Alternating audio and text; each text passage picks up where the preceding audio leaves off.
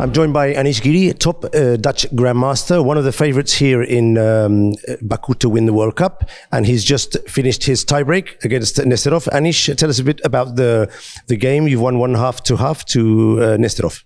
Yeah, I was very happy with how today's tiebreak has gone. I was less so, to end up there. I somehow, in my experience, I've always done very well in the first round of the World Cup for me.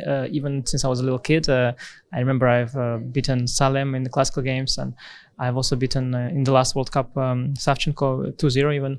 So somehow I was hoping that I'll show up and the first round would go well, but it was not really the case. The classical games were very, very close. I didn't get anything going, and given that I ended up in a tiebreak, of course I'm very happy to have won it.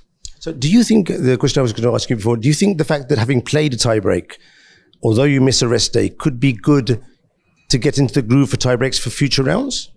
That could be the case, but of course, it's always a debate of warmed up versus tired. You have to strike the right balance.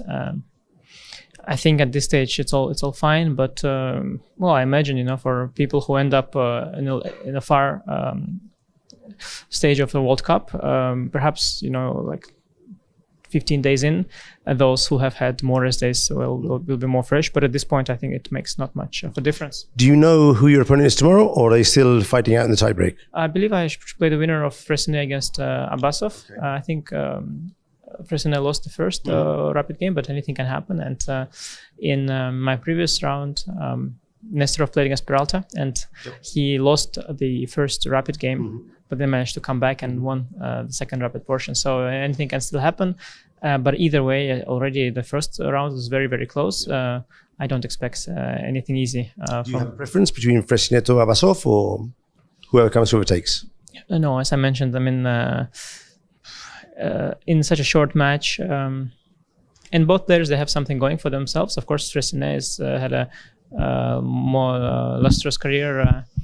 He's done many great things in the past. He's played for a lot longer, so more experienced. But Abbasov is younger, and I imagine even more so motivated and sharp. So it's just hard to say. And again, since the first round even has been very difficult, I think it's going to be a good fight. Thank you for coming, and hope to interview you in the future. Thank you.